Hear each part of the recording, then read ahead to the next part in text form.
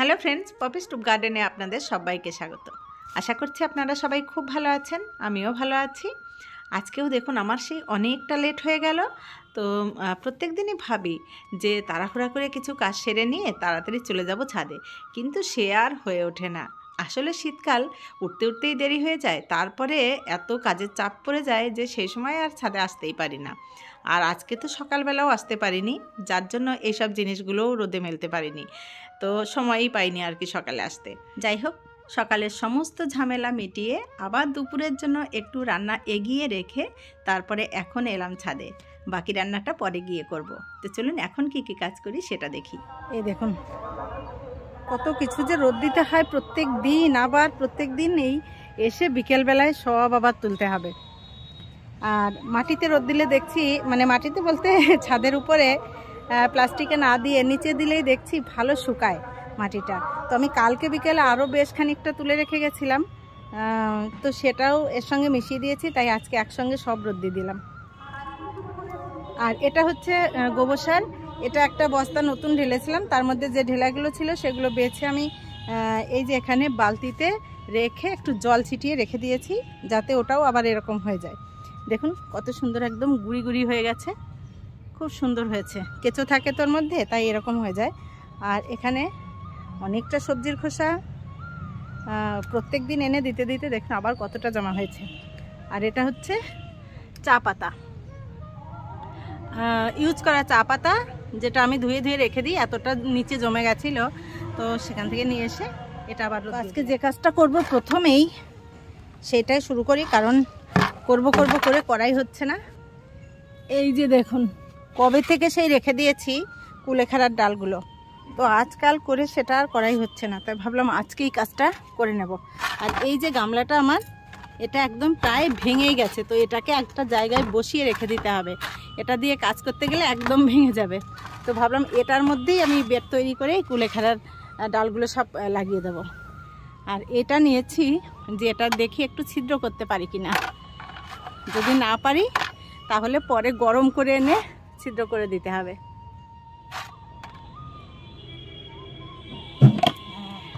হয়েছে কিন্তু, এই দেখুন ছিদ্র হচ্ছে।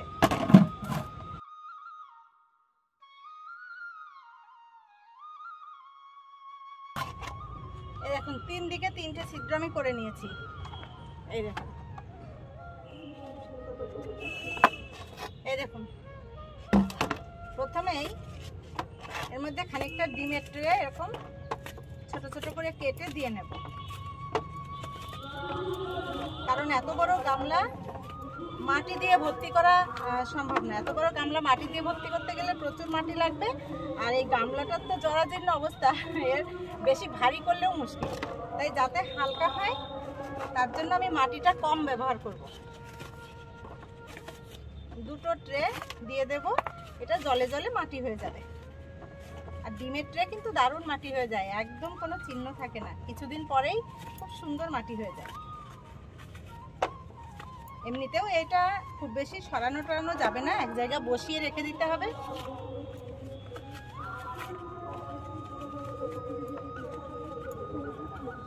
শুধু শব্দ আর শব্দ। এতদিন তো কীর্তন চললো, আবার পাশের পাড়াতে কীর্তন চললো, এখন আবার এখানে মেলা হচ্ছে, তো মেলার মাইকের আওয়াজটা দিয়েছে এত জোর বাজারে, মেলার থেকে মাইকের আওয়াজ আসছে। এই দেখুন কতটা দিয়ে একদম ভর্তি করে নিলাম। এবারে আমি এর উপরে মাটি দেব। এই যে মাটিটা আমি রোদে দিলাম, এই মাটিতে তো প্রচুর পরিমাণে কোকোপিট আছে, তো এই মাটিটা কিন্তু ভীষণ হালকা।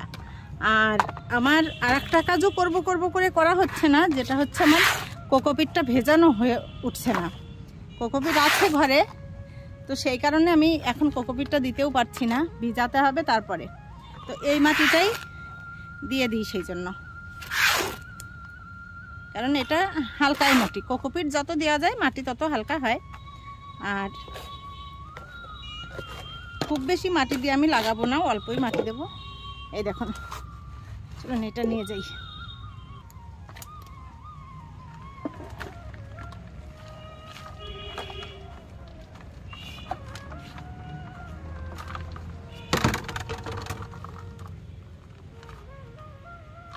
কুলেখাড়ায় কিন্তু বেশি জল একটু জমে গেলেও কুলেখাড়া মরে না, জলেও হয়।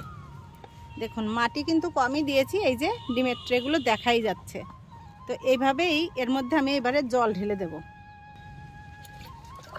একটু জল দিয়ে দিলে নিচের ডিমের ট্রেগুলোও নরম হয়ে যাবে আর আমার ওগুলো বসাতে সুবিধাও হবে।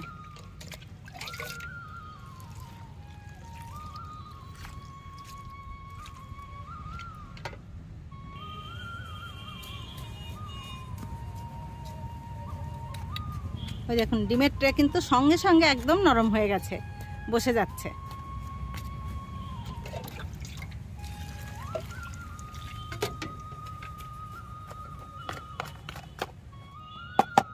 এই যে একটু কাদা কাদা মতো হয়ে গেল, এবারে আমি এই ডালগুলো সব পরপর বসিয়ে দেব। এগুলোতে যা কাটা না, ধরতেই ভয় লাগে। দেখুন ভীষণ কাটা।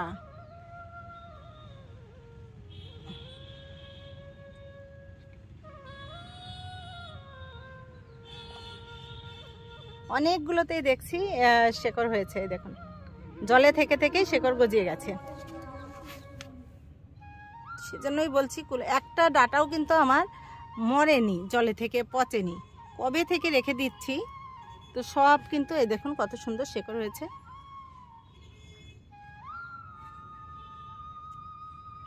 ডিমের ট্রের জন্য কিছু কিছু বসতে চাইছে না, ডিমের ট্রেতে বেঁধে যাচ্ছে। যেগুলো প্রথম দিকে রেখেছিলাম সেগুলোর যেহেতু শেকড় ছেড়ে গেছে, এই দেখুন কত বড় বড় শেকড় হয়েছে। তো সেগুলোর পাতাও ছাড়তে শুরু করেছে, এই যে এই দেখুন। তো এগুলোকে সব বসিয়ে দিই, কারণ আপনাদের সময় নষ্ট করব না, আমি বসিয়ে দিয়ে তারপরে আবার ফিরে আসছি। এই দেখুন আমি সব কটা ডাল একদম লাগিয়ে দিয়েছি, আর এবারে আরেকটু জল দিয়ে দেবো সাইড দিয়ে। এটাতে জল বেঁধে থাকলেও কোনো অসুবিধা নেই, কারণ দেখলেন তো জলেই কি সুন্দর হয়ে যায়। আর এই কুলেখাড়ার যে কত গুণ, এটা একটা ঔষধি গাছ বলতে পারেন, কারণ এর কত ক্ষমতা দেখুন। এই শাকে কিন্তু আমাদের শরীরে রক্ত তৈরি করে। তো আমার হাজব্যান্ডের যেহেতু এখন হিমোগ্লোবিন কম, তার জন্য কিন্তু প্রত্যেক দিন এই শাকের আমি রস করে খাওয়াই। কাঁচা রসও খাওয়া যায়, এটা শাকটাকে সিদ্ধ করে সেই জলটাও খাওয়া যায়। তো কত সুন্দর একটা ঔষধি গাছ, সেটা বাগানে থাকবে না তা কি হতে পারে। আর এখন যখন সুযোগ পেয়েছি, প্রত্যেক দিন ঘরে এগুলো রয়েছে, তো সেই জন্যই আমি লাগিয়ে দিলাম। দেখুন যদি আগে থেকে থাকতো তাহলে তো আমাকে প্রত্যেক দিন কিনতে হতো না। তো সেই জন্যই করে রাখলাম, যাতে ভবিষ্যতে কিনতে না হয়। তো যাই হোক, এটাকে এখন একটু এরকম ছায়াতেই রেখে দেব। এই দিকটা একটু ছায়া আছে, এই যে কুমড়ো গাছ রয়েছে এখানে, এই কুমড়ো গাছের ছায়া, তো এখানেই এটা থাক। আর এবারে একটু হারভেস্ট করব। আর এই দেখুন এখানে সেই ডালিয়াটায় আবার দুটো কুড়ি হয়েছে, দুটো ফুল একসঙ্গে ফুটবে। একটা তো ফুটে শেষ হয়ে গেছে, এখন আবার দুটো হয়েছে, আর একটা কুড়ি ওই সাইডে রয়েছে, ওটাও ফুটবে কিছুদিন পরেই। যে কোনো যে ফুলের গাছের এই যে ফুলগুলো মারা যায়, সেইগুলো যদি এই যে এইভাবে গোড়া থেকে একদম কেটে দেওয়া যায়, তাহলে গাছটাও তো সুন্দর থাকে দেখতে, আর ফুলগুলো আরও বেশি ফুল হয়। এই দেখুন এই মাথাটা যেমন পুরোটাই একদম শুকিয়ে গেছে। তো এইভাবে মাথাগুলোকে কেটে দিলে বরং নতুন করে আবার সাইডের যে ডালগুলো হবে সেগুলো ভালো হতে পারবে। এই দেখুন গাছটার আমি একদম মাথার ফুলটা এই যে কেটে ফেলে দিলাম, কত সুন্দর লাগছে, এখন ফ্রেশ লাগছে। চলুন এবারে হারভেস্টটা শুরু করি। এখান থেকে প্রথমেই ফুলকপিগুলো তুলে নিই, এগুলোকে আর রাখা যাবে না, মানে একদম এগুলো না তুললেই নয়।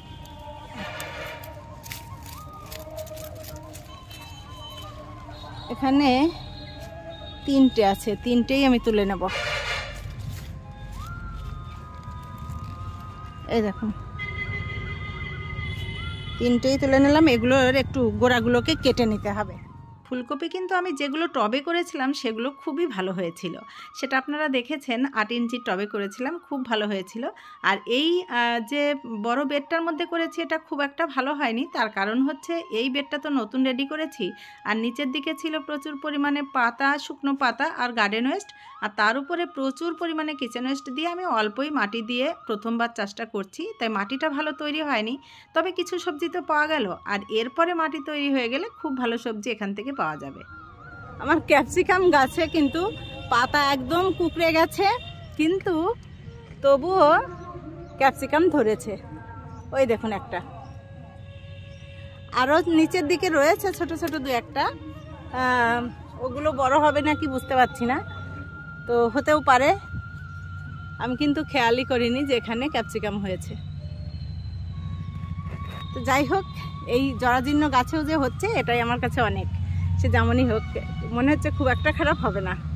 যেটুকুই হোক, এগুলো জানেন তো দারুণ আনন্দ, কারণ ক্যাপসিকাম আমার বাগানে এই প্রথম হচ্ছে, ভীষণই ভালো লাগে।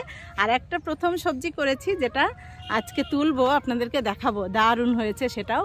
আর এখানে যে মূলোর গাছগুলো হয়েছিল দেখুন, যেহেতু ফাঁকা ফাঁকা হয়েছে, এগুলো কিন্তু অনলাইনের মূলোর বীজ, এটাও কিন্তু বেশ দেখুন কত সুন্দর হয়েছে।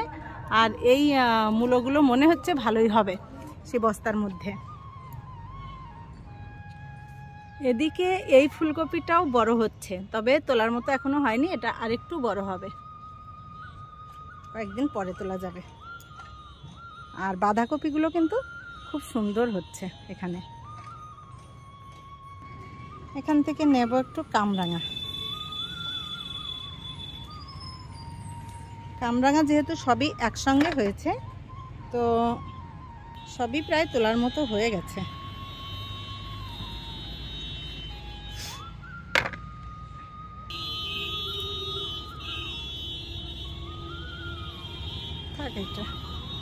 আর এইখানে দেখুন কত টমেটো ধরেছে ওই গাছটায়, প্রচুর টমেটো হয়েছে ওই গাছে। এখানকার আলুর শাকটা দেখুন দেখার মতো হয়েছে। এই আলুর শাকটা কিন্তু আমি দিয়েছি, এই যে কিচেন ওয়েস্ট দিয়ে কিছুটা আলু লাগিয়ে দিয়েছিলাম এই ড্রামের মধ্যে। তো এই দেখুন কিচেন ওয়েস্ট বসে গিয়ে এই পর্যন্ত রয়েছে, একদম মানে নিচে পর্যন্ত রয়েছে, এদিকে এইটুকু রয়েছে। আর গাছগুলো দেখুন কত সুন্দর হয়েছে। তো পাশে একইভাবে আর একটা ড্রামে আমি দিয়েছিলাম গাজর গাছ, গাছগুলো চারাগুলো তুলে লাগিয়ে দিয়েছিলাম। তো দেখুন গাজর গাছগুলো কিন্তু খুব সুন্দর হয়েছে, হয়তো গাজর নামতেও পারে, যদিও কিচেন ওয়েস্ট দিয়ে তৈরি করা গাজর কতটা নামবে বলতে পারছি না। আর এদিকে সর্ষে গাছ হয়েছে খুব সুন্দর, মনে হচ্ছে এবার অনেকটা সর্ষে পাবো বাগান থেকে। এবারে এখান থেকে কিছুটা বিনস তুলে নেব।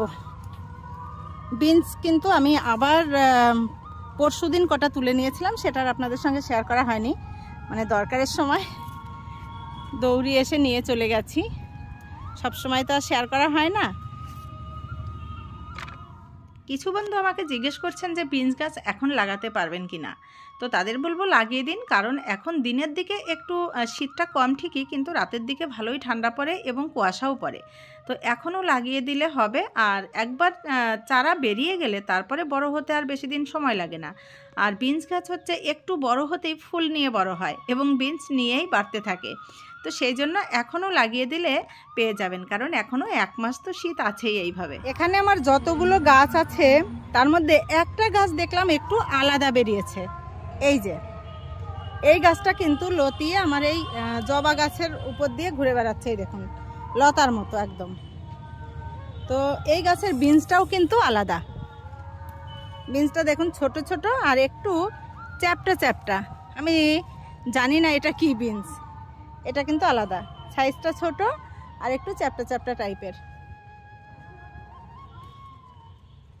একই সঙ্গে একই বীজ দিয়েছিলাম, এটা কি আলাদা কেন হলো জানি না।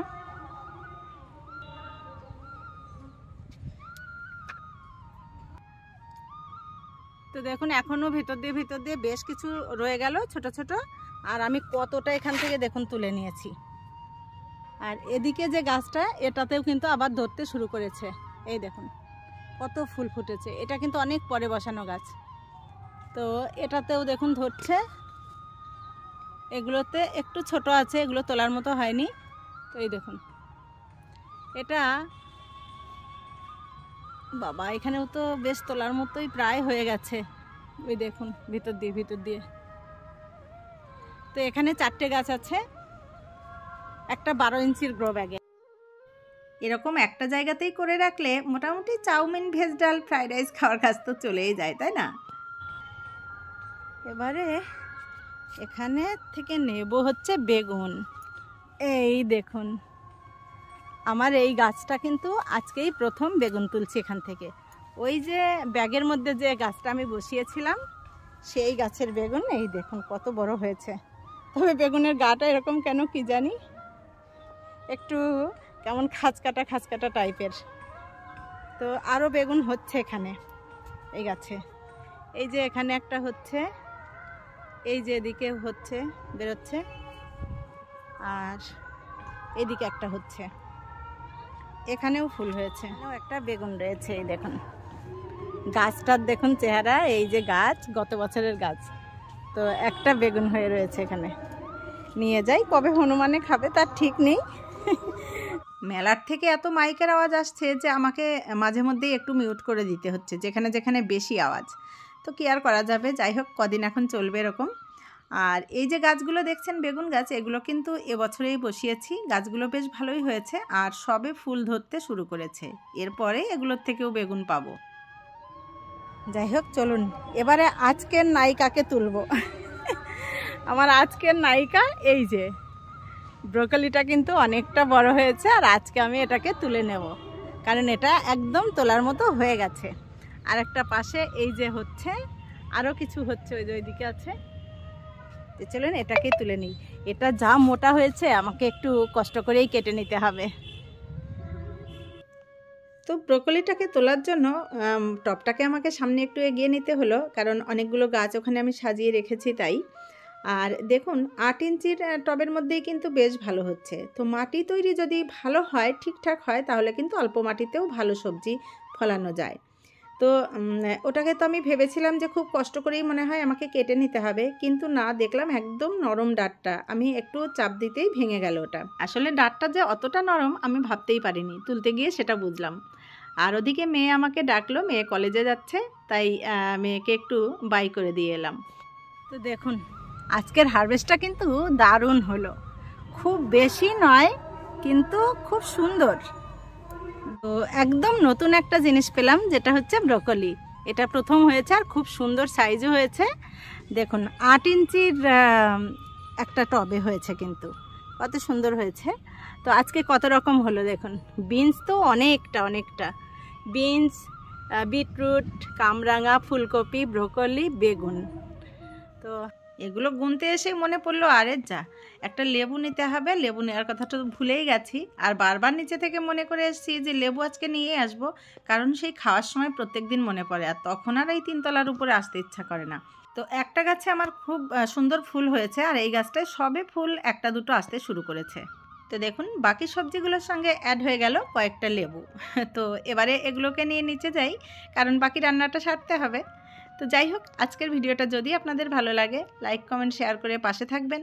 আর যদি নতুন বন্ধু হয়ে থাকেন, তাদের যদি আমার ভিডিও ভালো লাগে, তারাও চ্যানেলটিকে সাবস্ক্রাইব করে সাথে থাকবেন। আপনারা সবাই খুব ভালো থাকবেন, দেখা হবে পরবর্তী ভিডিওতে। আজকের মতো টাটা।